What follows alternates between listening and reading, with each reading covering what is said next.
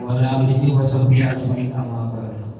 Yang terhormat Bapak Ustaz Muhammad Ilyas Saksi, yang kami hormati Bapak Ibu Jemaat Masjid Al-Barokah yang dirahmati Allah Subhanahu wa taala. Marilah kita senantiasa memanjatkan kehadirat Allah Subhanahu wa taala atas limpahan rahmat, taufik, hidayah dan hidayahnya kepada kita semua, di mana juga kita selalu ini masih diberikan iman, Islam dan kesehatan, sehingga pada malam hari ini kita dapat berkumpul bersama dalam kajian taklim ahad di Masjid Al-Barokah dengan tema kajian fikih. Alhamdulillah, salam semoga Allah senantiasa menjadikan pada pimpinan kita Nabi besar Muhammad Sallallahu Alaihi Wasallam beserta keluarga dan para sahabatnya yang mana beliau dan Allah dan mudah-mudahan kita semua selalu umatnya dapat keselamatan di yaumil akhir nanti. Amin. Sebelum kita buka kajian pada malam hari ini, alhamdulillah kita memutarkan bahasa Islam. Bismillahirrahmanirrahim. Kepada Bapak Ustaz Muhammad Ilyas Saksi, waktu yang terakhir persilakan.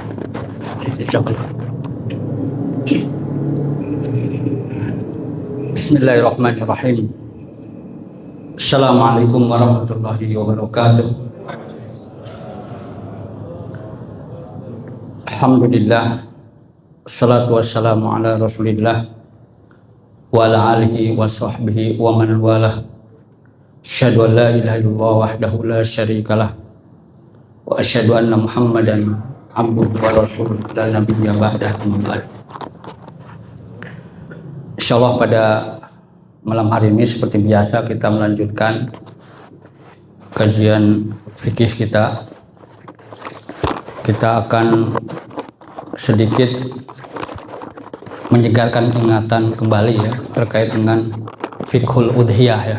Fikih tentang hewan kurban ya, karena memang relevan ya, karena menyembelih hewan kurban itu kan setahun sekali ya, bukan tiap hari. Kalau yang tiap hari itu namanya MBG gitu.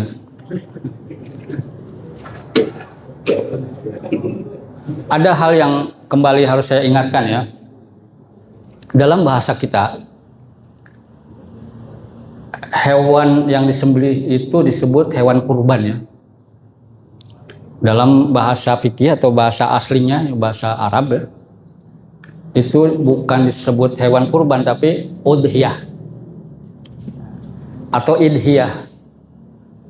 Itu ada beberapa cara bacanya ya. Dari segi bahasa Arab ya. Apakah benar kalau kita terjemahkan hewan kurban? Ya secara maknawi tidak ada salahnya sih.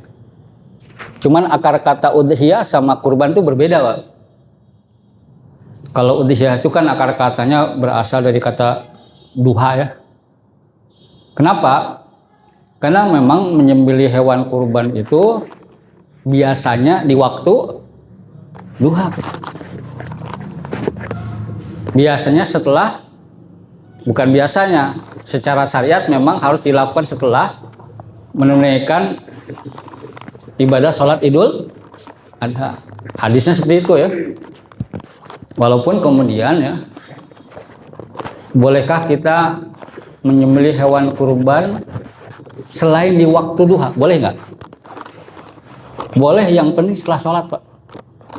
Sholat Idul Adha maksudnya. Boleh. Siang hari boleh. Sore hari boleh. Menjelang maghrib boleh nggak? Boleh, nanti setelah azan maghrib sholat dulu ya. Men repot aja ya. Malam hari boleh. Dini hari boleh. Nggak ada masalah ya. Silakan saja. Nah itu kenapa disebut udhiyah, memang biasanya menyembelihnya pada waktu duha ya kan. Kenapa dalam bahasa kita disebut hewan kurban coba? Kurban itu kan sebenarnya bahasa Arab Pak. Fataqarraba kurbanan, ada kan? Walaupun konteksnya kata kurban itu adalah dua anak Nabi Adam ya. Nah disuruh untuk berkurban, taqarrub, mendekatkan diri kepada Allah ya. Yang satu diterima, yang satu tidak, ada ya dalam Al-Quran. Itu akar katanya berasal daripada koruba. Koruba itu apa artinya? Dekat ya.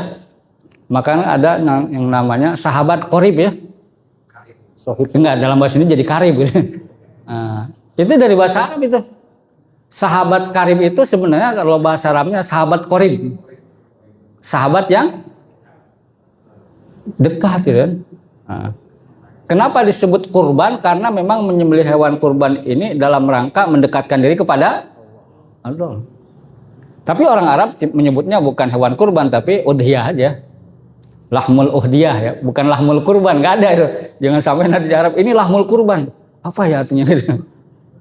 Karena banyak terminologi dalam bahasa Arab di Indonesia itu yang khas Indonesia yang tidak ada di Arab.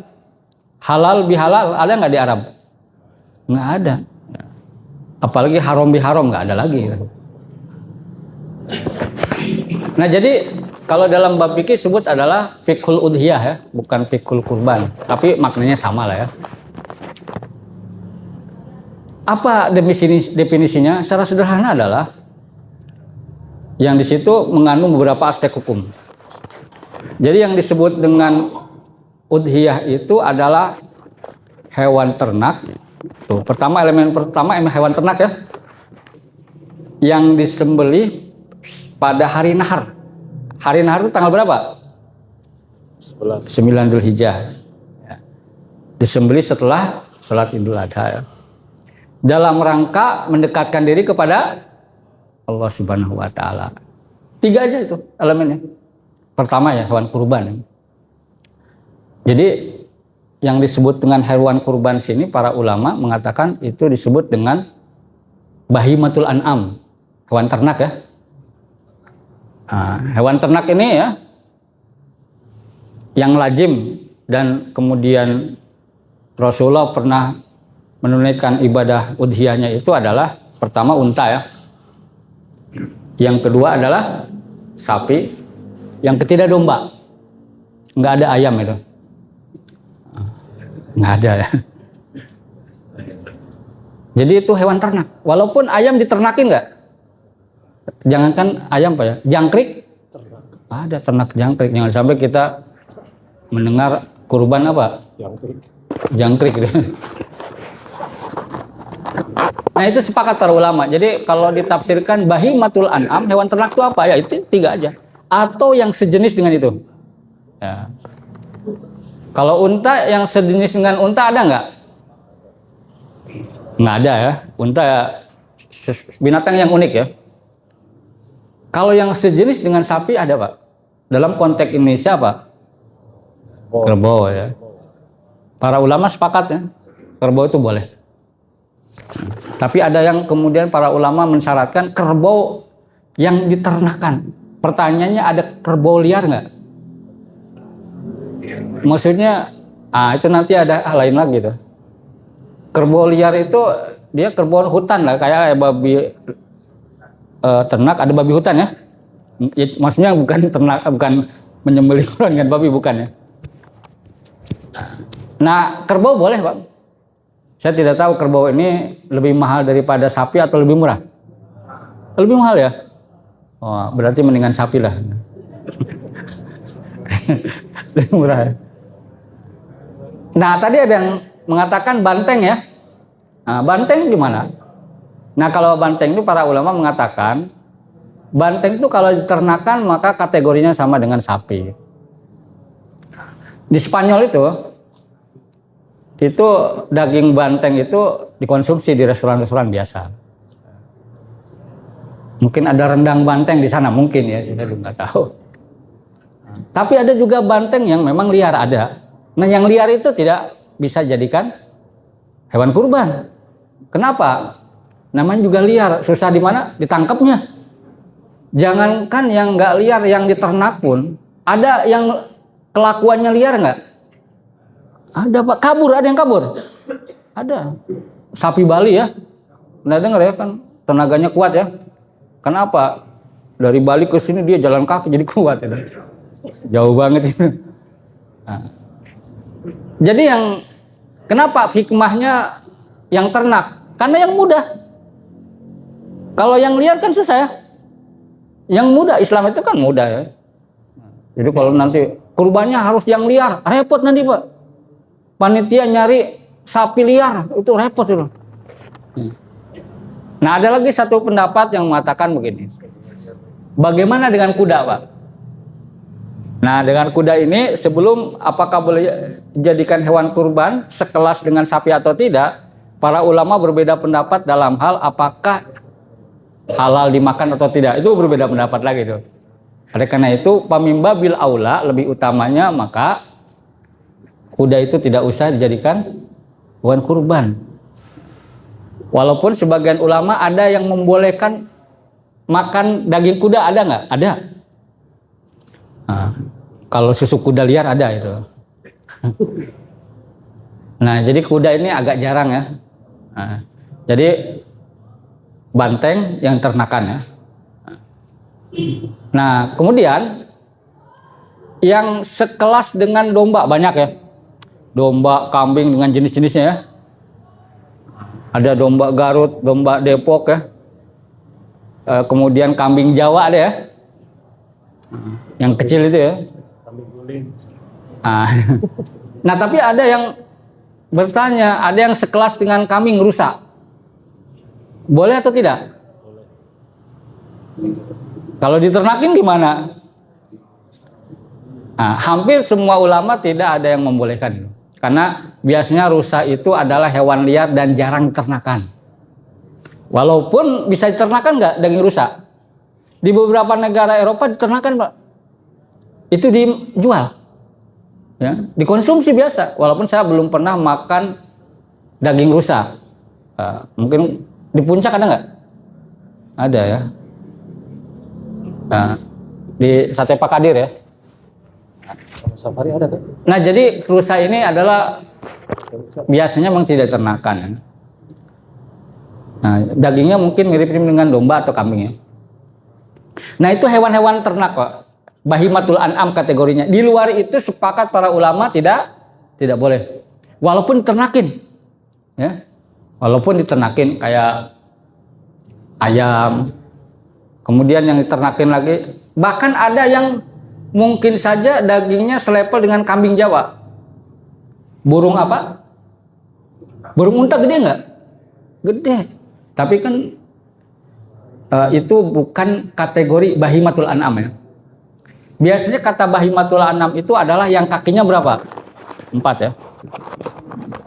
Makanya kalau yang pincang-pincang, yang cacat-cacat itu tidak memenuhi syarat untuk jadikan hewan ternak kurban, nggak boleh. Sapi limusin tapi pincang, kakinya satu diamputasi ya. Nah, itu nggak bisa walaupun mahal. Ya. Kambing, domba Garut ya. Nah, tapi kemudian dia sakit-sakitan ya. Nah, itu nggak boleh. Di antara sakit yang nggak boleh itu nanti kita jelaskan ya. Nah, jadi itu yang pertama definisi bahimatul an'am ya, hewan ternak. Disembelih pada hari nahar. Jadi kalau disembelihnya itu tanggal 8 nggak bisa. Hari nahar itu definisi lebih jelasnya adalah ketika setelah menunaikan ibadah sholat Idul Adha sampai Ayyamut Tasyrik. Ayyamut Tasyrik itu terakhir tanggal berapa, Pak? 13 ya. Berarti berapa durasinya hari kita bisa melakukan penyembelihan hewan kurban? 4 hari betul ya? Tanggal 10, 11, 12, 13, 14 ya. Tapi tanggal 13-nya sebelum maghrib. Nah, 10 menit sebelum maghrib masih ada tersisa kambing tuh. Cepet-cepet apa? Sembelih dulu aja. Nah, nanti pas distribusinya kan boleh setelah Ayyamut Tasyrik, nggak ada masalah. Bahkan distribusinya itu ya bisa sepanjang tahun nggak masalah. Yang penting disembelihnya sebelum Ayyamut Tasyrik selesai, ya begitu nggak masalah. Nah, misalkan ya di masjid ini nih, nanti ya distribusinya dalam bentuk kornet misalkan ya, bisa nggak? Bisa. Distribusinya 2 atau 3 bulan kemudian, ya. Boleh. Makanya ada hal yang menarik ya, bahwa dulu Rasulullah SAW melarang menyimpan hewan kurban lebih daripada berapa hari? 3 hari ya. Tapi kemudian diralat karena Rasulullah tahu itu maslahatnya kurang. Karena ke depan pasti ya, itu akan sangat banyak yang kemudian menunaikan ibadah kurban, banyak sekali. Sekarang aja umat Islam di seluruh dunia ada berapa, Pak? 1,8 miliar ya, 2 miliar ya kurang lebih ya. Setengah miliarnya saja kalau menyembelih hewan kurban banyak nggak? Banyak itu, Pak. Pegel itu nyembelihnya. Ya. Nah, dalam konteks jemaah haji Indonesia misalkan ya, ini yang lagi ramai nih. Apakah boleh orang yang haji tamattu atau haji ifrad ya? Haji qiron ya. Kan kalau haji tamattu qiron itu kena denda menyembelih hewan kurban ya, satu ya. Dam namanya ya. Kan lagi perdebatan ya. Boleh nggak itu disembelih di negara asalnya? Atau mengikuti pendapat yang sudah lazim, mayoritas ulama, jumhur ulama, harus disembelih di mana? Di Mekah. Yang saya tahu kan di antara pendapat Majelis Haji Muhammadiyah itu kan boleh ya. Nah, itu perdebatannya panjang, Pak. Boleh atau tidak kan? Nah, memang di sini para ulama terbagi dua ya. Termasuk ulama mu'asirun, ulama kontemporer ya. Madhab Syafi'i, Hambali ya, kemudian Hanafi, berarti jumhur ya, bahwa menyembelih dam yang sebenarnya hewannya sama dengan hewan kurban ya, bagi yang haji tamattu atau haji qiron itu harus di Mekah. Kemudian distribusinya harus kepada fakir dan miskin orang Mekah. Itu pendapat fikih lama seperti itu, mayoritas seperti itu ya.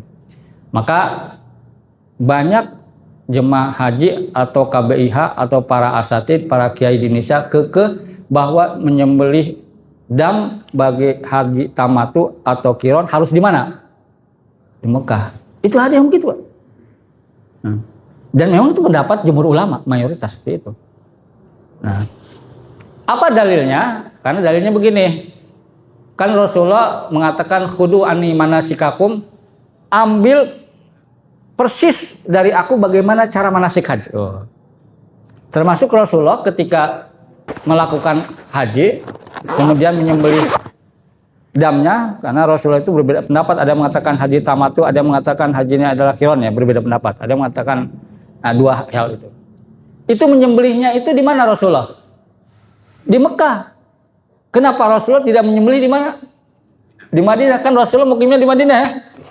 Nah, berarti kan karena Rasulullah mempraktekkannya seperti itu, berarti itu adalah secara tidak langsung sesungguhnya Rasulullah SAW ingin mengatakan bahwa menyembelih dam itu atau hewan kurban sama ya. Itu harus di mana bagi jemaah haji tamattu? Di Mekah tuh.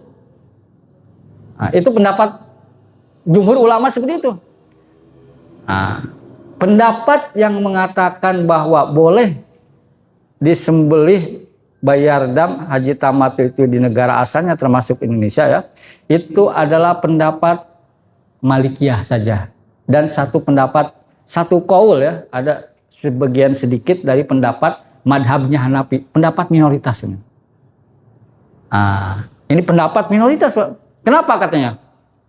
Bahwa dalam Al-Quran kan seperti ini, paman tamat bil umroti ilal haji pamastaisaro minal had. Intinya kalau dia melakukan haji tamattu maka dia harus menyembelih hewan kurban ya, ya. Nah, kalau tidak mampu maka puasa 3 hari di mana? Di Mekah. Wasab'atin idza jatuh 7 hari ketika kita pulang ke Indonesia ya. Nah, itu kalau uang kita kehabisan, Pak ya. Kenapa puasa efisiensi, Pak ya. Nah, melihat dalil ini kata madhab Maliki ya, kan tidak ada penjelasan harus disembelih di mana, yang penting membayar denda, itu aja kan ininya.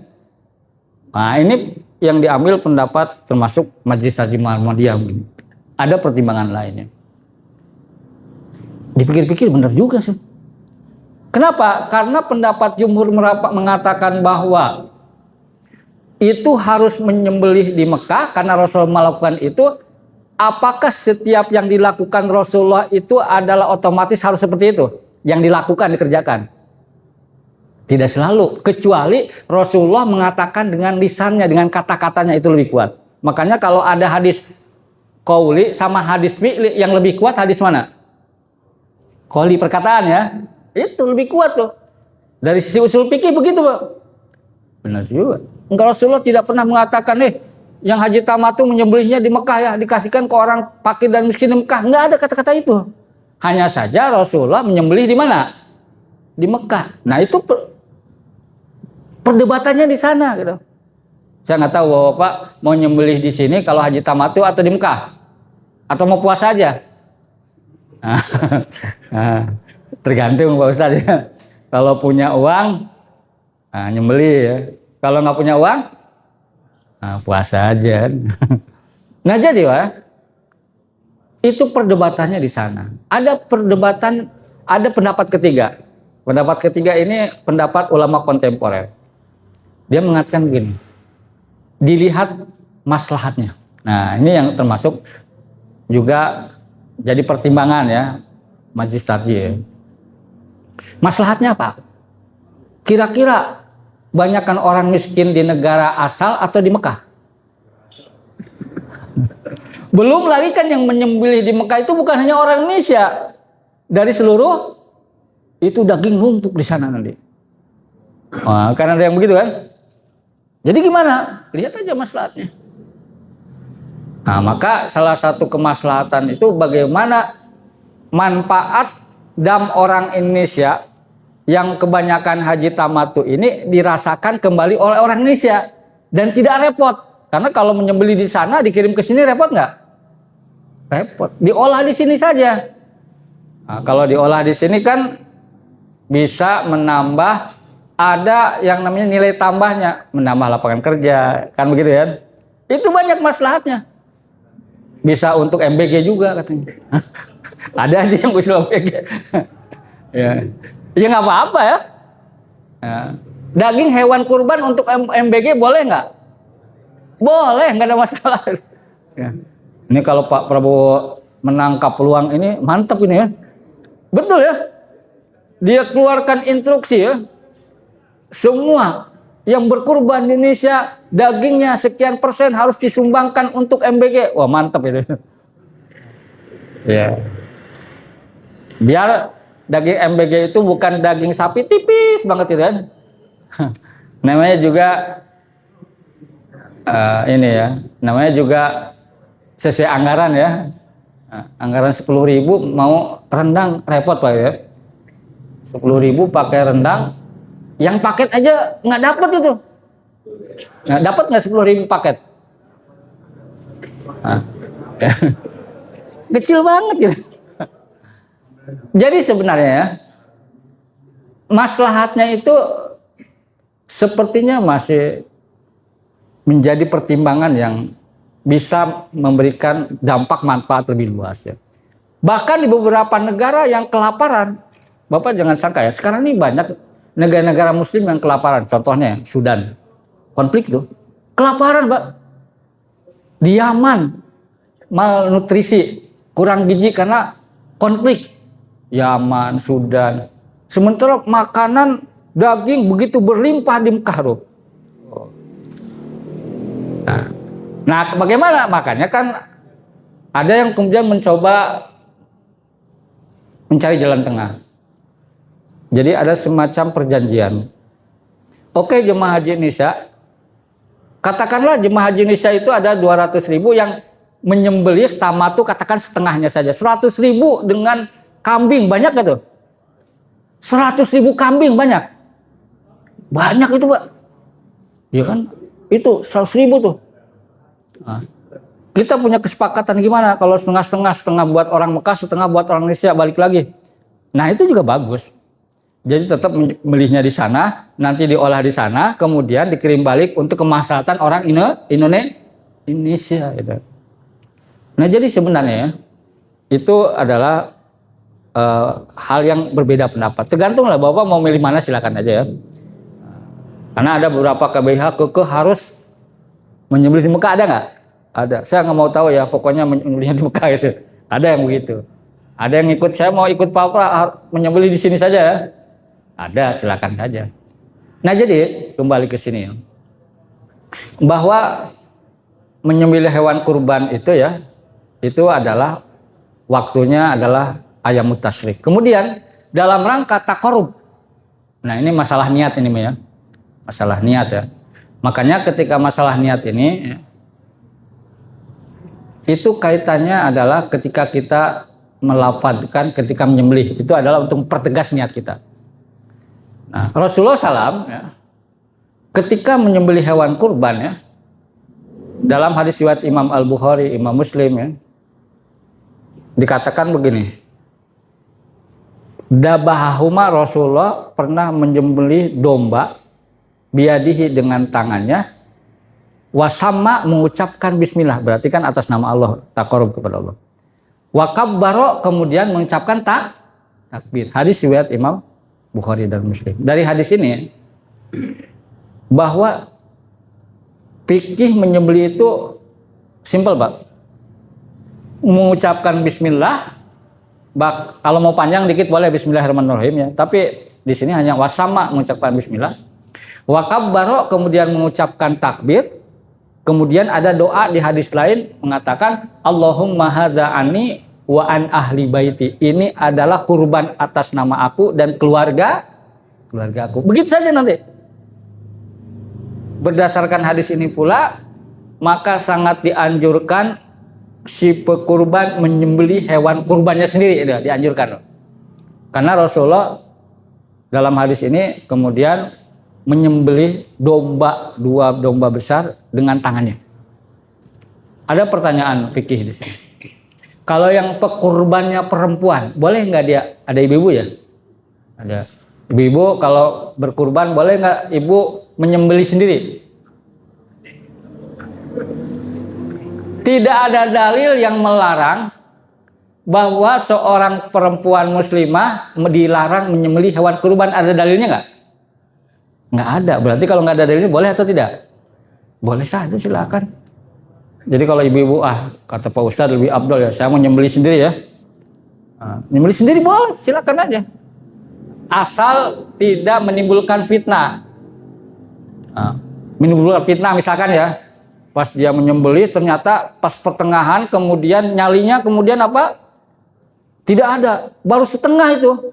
Wah saya takut, kasihan kambingnya gitu. Kasihan gitu kan.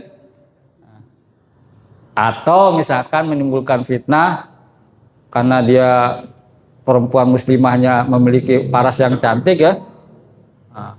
Akhirnya jadi tontonan gitu kan. Iya kan? Nanti bapak-bapak bukan lihat hewan kurbannya tapi lihat apa? Yang nyembelihnya malah. Itu lebih bahaya lagi itu. Itu aman dari fitnah sebenarnya. Nah, makanya kalau yang nyembelih nenek-nenek aman insya Allah. Oh gitu. Tapi masalah nenek-nenek nggak punya apa? Tenaga aja. Tapi sekarang Pak ya, kakek nenek-nenek itu muda-muda ya. Iya betul ya. Ya. Bahwa usia 50 sudah ada yang jadi kakek nenek nggak? Ada. Muda-muda sekarang gitu. Nah jadi boleh perempuan, nggak ada masalah, silakan saja. Nah jadi tidak ada. Jadi maksudnya nanti khawatir ya. Ada pekurban ke DKM mengatakan perempuan ya, Pak saya mau nyembelih sendiri. Kemudian katakan nggak boleh tuh, nggak ada dalilnya itu. Nah, jadi nanti kalau ada yang nanya minta menyembelih sendiri perempuan muslimah boleh ya? Boleh silakan. Syaratnya 2 Bu ya. Syaratnya 1 aman dari fitnah gitu kan. Bisa nggak nyembelih? Jangan pas awalnya semangat, pas mau nyembelih baru setengah dia takut gitu kan. Kasihan apanya? Hewan kurbannya gitu kan. Nah itu ya. Jadi dianjurkan sendiri. Kemudian mengucapkan bismillah, cukup bismillah ya. Wasamma ya. Kan suka ada banyak doa-doa ya. Sebenarnya bismillah udah cukup. Bismillah, Allahu Akbar ya. Jangan baca Al-Baqarah kelamaan gitu. Mentang-mentang yang sembelihnya sapi baca apa? Al-Baqarah gitu. Kelamaan gitu. Apa Yasin juga nggak boleh ya, kelamaan kasihan ya. Cukup bismillah, Allahu Akbar. Ya Allah, ini adalah dariku dan dari keluargaku. Nah, kata-kata dariku dan dari keluarga itu para ulama sepakat bahwa satu ekor hewan kurban baik kambing maupun yang patungan sapi atau unta itu bisa kemudian untuk satu keluarga inti dia. Bisa itu. Makanya kalau mau kurban ya, tiba-tiba mengatakan begini, wah tahun ini kurban bagian saya ya, kata istrinya ya. Nah itu nggak efektif, nggak efisien itu. Kenapa? Kalau istrinya kurban, suaminya nggak kebawa. Tapi kalau suami kepala negara kurban, kebawa nggak istri sama anaknya? Kebawa. Saya tadi ditanya, subuh kemarin, kajian pikir juga loh. Ada yang nanya, gimana Pak Ustadz nih? Ada yang kurban tapi masih bayi gitu. Ya saya bilang ya lebih baik orang tuanya, karena bayi anaknya kebawa nggak? Kebawa. Jangan sampai tanya, tapi bayinya mau menyembelih sendiri, ya itu lebih absurd lagi. Nah jadi maksudnya, itu satu hewan kurban bisa untuk keluarga inti. Termasuk keluarga inti yang sudah meninggal, itu masuk juga. Nah ini jadi pertanyaan turunannya adalah kembali. Sering kita dititipin hewan kurban atas nama almarhum atau almarhumah. Sering ya. Ini gimana? Nah, para ulama memberikan penjelasan. Pertama, yang harus diingat itu adalah bahwa dalam bab ibadah apapun termasuk menyembelih hewan kurban, itu taklifnya, pembebanan kewajiban itu untuk yang hidup, Pak, bagaimanapun. Apalagi tidak pernah ada satu riwayat Rasulullah menyembelih hewan kurban kemudian mengatakan kepada panitia kurbannya, ini kurban saya, kata Rasulullah, atas nama siapa? Khadijah. Ada nggak? Nggak ada. Udah wafat kan beliau kan? Nggak pernah ada riwayat itu, Pak. Atas nama siapa? Ibrahim. Ada nggak? Nggak ada. Atas nama siapa? Hamzah, pamannya dia. Nggak ada juga. Atas nama yang sudah meninggal nggak ada. Rasulullah nggak ada. Para sahabat juga nggak ada. Nah ini oleh karena itu para ulama menganjurkan kalau bisa memang kurban itu adalah atas nama yang hidup saja. Nah adapun kalau kurbannya atas nama yang meninggal, para ulama sepakat kondisinya itu bisa dibenarkan secara syariat. Pertama tadi bagian dari keluarga inti yang sudah meninggal, itu sepakat masuk. Jadi misalkan di antara ada satu keluarga menyembelih hewan kurban, ada anaknya yang sudah meninggal. Yang meninggal itu dapat nggak?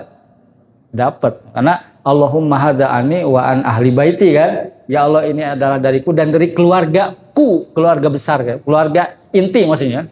Bapak, suami, istri sama anak-anaknya. Itu yang pertama.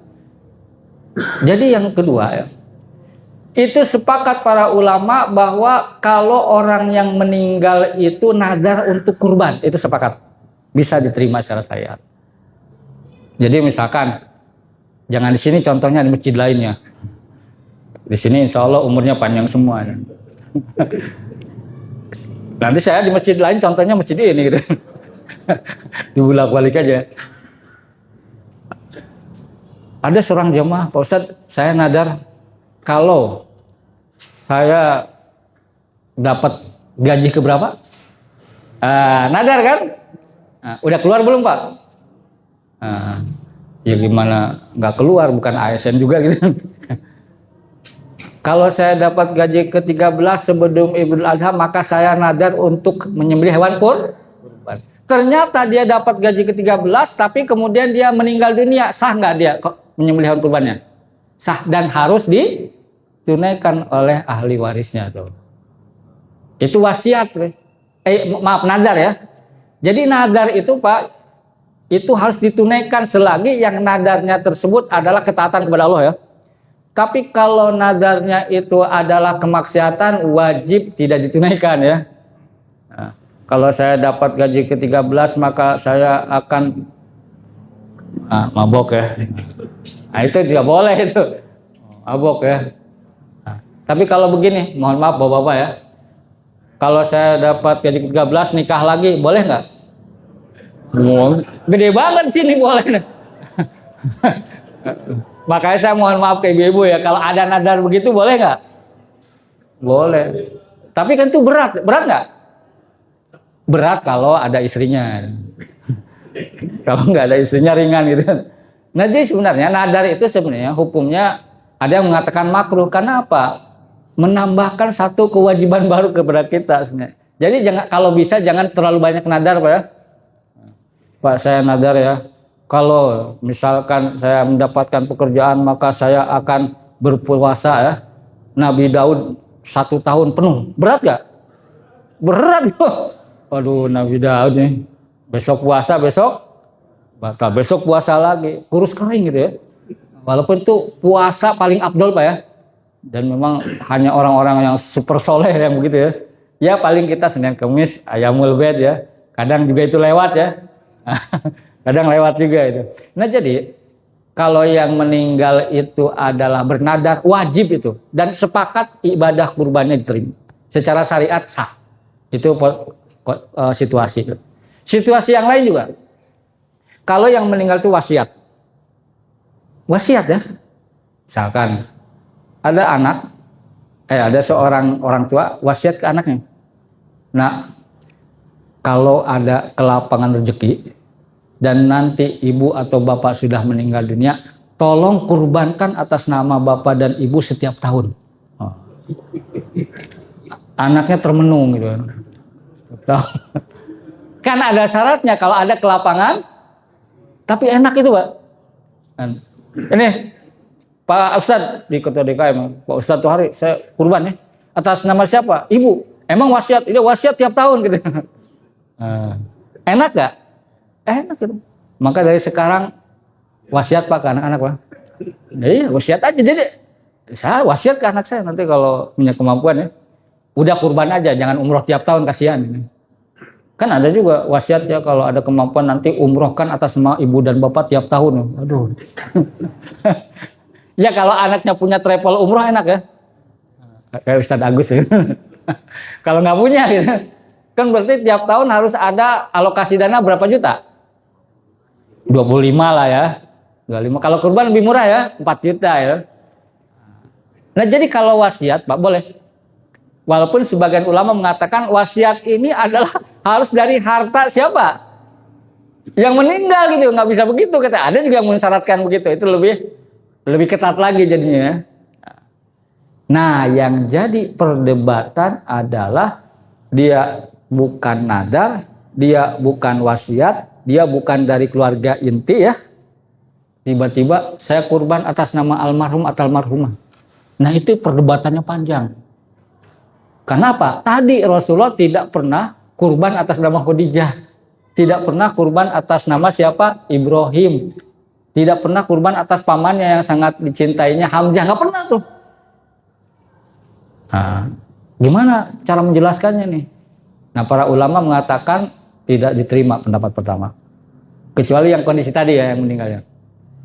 Yang kedua mengatakan masih bisa diterima kalau dianalogikan, dikiaskan dalam bahasa usul fikih kepada sedekah. Karena kalau sedekah ada ya. Nah, ada sahabat ke Rasulullah, ya Rasulullah saya mau sedekah atas nama ibuku yang sudah meninggal, boleh nggak? Boleh. Saya mau berhaji atas nama ibuku, boleh nggak? Boleh. Tapi kalau kurban nggak ada, itu masalahnya. Nah, itu masalah besar tuh, Pak. Jadi gimana nanti kalau ada tiba-tiba yang menitipkan hewan kurban ke masjid sebagai panitia yang mengatakan atas nama almarhum atau almarhumah, gimana? Berikan pencerahan dulu. Penjelasan ya. Bu, pertama, Pak, ini almarhumah itu bernadar nggak? Enggak. Ngasih wasiat enggak? Enggak. Wah, kalau begitu saya kasih penjelasan. Pendapat pertama tidak bisa, pendapat kedua bisa karena dikiaskan ke sedekah sama haji dan umroh. Ibu mau yang mana? Kenapa? Orang meninggal itu tidak terbebani taklif bagaimanapun. Jadi Pak, kalau ingin pensiun dari ibadah, maka istirahatnya Pak meninggal. Iya kan? Jadi kalau orang nggak ibadah, nggak sholat, nggak zakat, dia orang mati sebenarnya. Ya, saya mau pensiun ibadah, Pak Ustadz, ya meninggal berarti. Lah orang meninggal kan nggak wajib sholat, nggak wajib disolatin ya, nggak wajib puasa, nggak wajib Pak. Jadi memang yang namanya meninggal itu adalah istirahat panjang Pak. Nah, Rasulullah sudah istirahat ibadahnya selama berapa lama?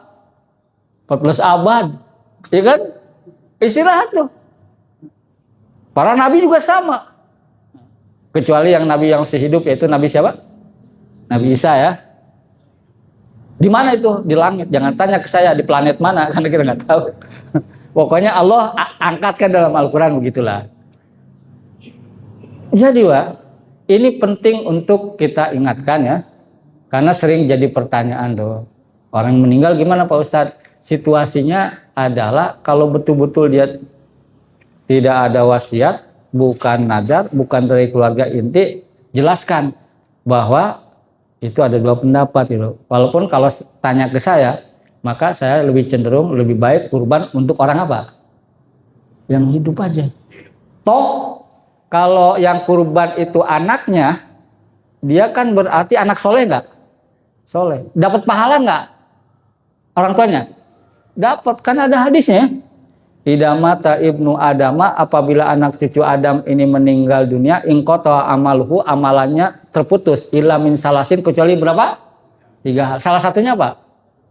Tuh, anak yang maka sering-seringlah kita ibadah, jadilah kita anak soleh atau soleha, maka pahalanya bukan hanya untuk kita, mengalir ke siapa? Kedua orang tua kita. Jadi kalau kita kurban, dapatnya itu royaltinya orang tua kita. Dapat, jadi nggak usah pusing gitu kan, nggak usah susah gitu. Ya udah, saya kurban nih, anak soleh kan, pahalanya dapat ke orang tuanya.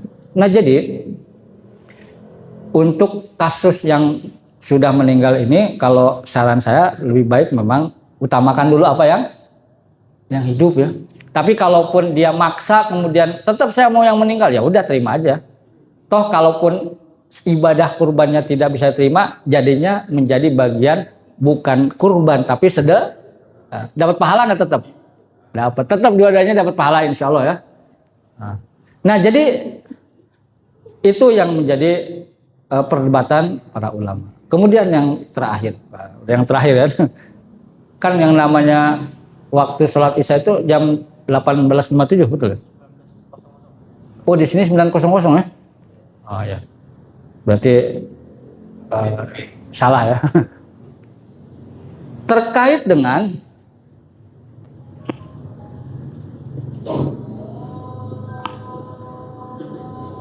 udah ada kan, benar kan mati juru.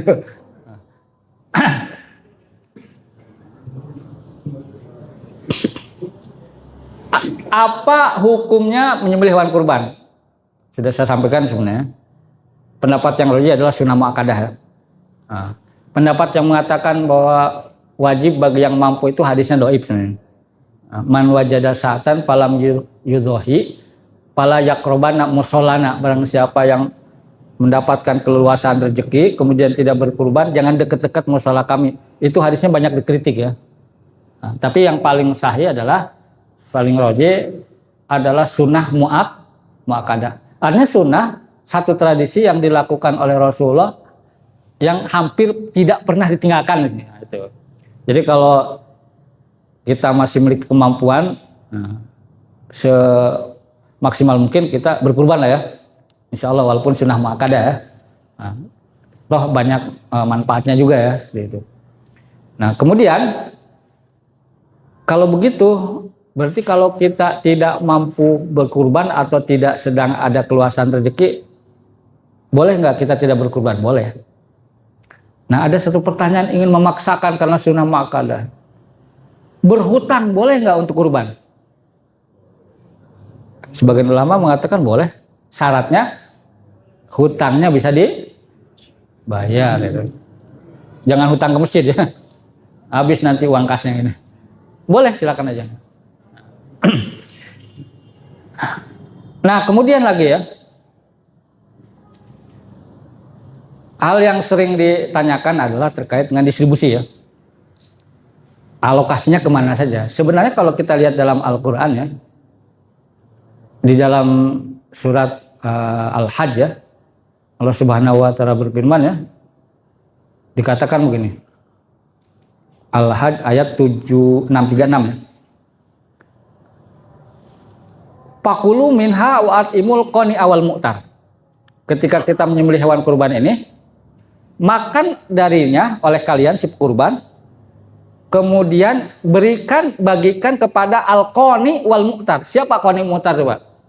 Al-qani itu orang miskin tapi tidak meminta. Jadi orang miskin yang tidak mau menampakkan kemiskinannya. Wal mu'tar orang miskin tapi pamer. Nah, maksudnya orang miskin tapi minta ya. Nah, jadi sebenarnya secara garis besar hewan kurban ini dimakan si pekurban dan disedekahkan kepada orang fakir dan miskin. Ada satu pertanyaan lagi. Boleh nggak hewan kurban dimakan semuanya oleh si pekurban? Boleh tidak? Wah ini berarti keluarganya banyak tuh ya. Boleh ya betul. Nggak ada dalil yang melarang. Boleh, cuman pelit aja gitu. Ya boleh, ya cuman pelit aja gitu. Ya nggak ada masalah gitu kan. Ya kenapa? Ya karena memang tidak ada dalil yang melarang gitu. Silakan aja. Gitu. Ya, cuman kalau ada yang nitipin hewan kurban ke masjid nanti bilang, Pak semua dagingnya saya ambil ya, buat masjid kulitnya doang gitu. Kalau begitu beli sendiri dah. Boleh, nggak ada masalah, silakan aja. Nah, cuman ya yang paling wajib biasanya untuk si pekurban dan untuk sedekah. Bahkan para ulama kemudian sedekah itu dibagi dua, untuk fakir dan untuk hadiah. Jadi boleh ya kepada orang. Nah kemudian tidak ada satu dalil apakah yang menerima kurban itu harus muslim atau non muslim, umum aja. Makanya pada kesempatan sebelumnya saya sudah menyampaikan, orang non-muslim boleh diberikan distribusi hewan kurban dengan syarat yang non-muslimnya tidak memerangi Islam. Jadi kalau Donald Trump dapat hewan kurban nggak bisa. Nggak bisa kalau Donald Trump. Benyamin Netanyahu nggak bisa. Tapi saya mau tanya Bapak, kalau Luhut bisa nggak? Oh boleh katanya. Pokoknya orang non-muslimnya itu tidak memerangi Islam, boleh bagi aja. Di sini kan banyak non-muslim sekitar sini Pak ya. Bagi aja Pak, nggak masalah ya. Di antara hikmahnya siapa tahu dia mau masuk apa? Islam. Kita non-muslim aja dapat, nanti pas sudah masuk Islam lebih gede kali dapatnya ya gitu. Kan gitu logikanya. Nggak ada masalah, silakan. Pas udah masuk Islam bukan malah dapat lebih gede, malah ditagih, Pak kurban ya katanya. Pak kurbannya. Nah itu beberapa poin-poin penting sebenarnya yang perlu diingatkan kembali ya. Mudah-mudahan kita dikasih keluasan rezeki Allah ya untuk bisa berkurban tahun ini ya. Nah, kalau bisa kurbannya unta kalau ada ya. Nah, cuman unta nggak ada yang jual gitu ya. Nah, hanya ada di Ragunan ya sama Taman Safari ya. Itu saja ya kajian pada malam hari ini, mudah-mudahan menyegarkan kembali ingatan kita lah sebenarnya. Nanti kita akan kaji lagi beberapa materi fikih yang lebih relevan dengan kehidupan kita ya, yang dengan tema-tema lain. Kalau tidak ada pertanyaan ditutup dengan subhanakallahumma wa bihamdika asyhadu an la ilaha illa anta astaghfiruka wa atubu ilaik. Assalamualaikum warahmatullahi wabarakatuh. Kami ucapkan terima kasih kepada Bapak Muhammad Administrasi atas keringan kepada kami. Semoga dapat menambah rasa kepada kepada Allah Subhanahu wa Ta'ala. Kita mengingatkan kepada jemaah yang mau meninggalkan hewan kurbannya bisa menghubungi panitia kurban Masjid Al-Barokah. Sebelum kita tutup kajian pada malam hari ini, mari sama-sama kita mengucapkan lafaz sahadat. Alhamdulillahirabbil alamin. Wabillahi taufiq wal hidayah. Wassalamualaikum warahmatullahi wabarakatuh.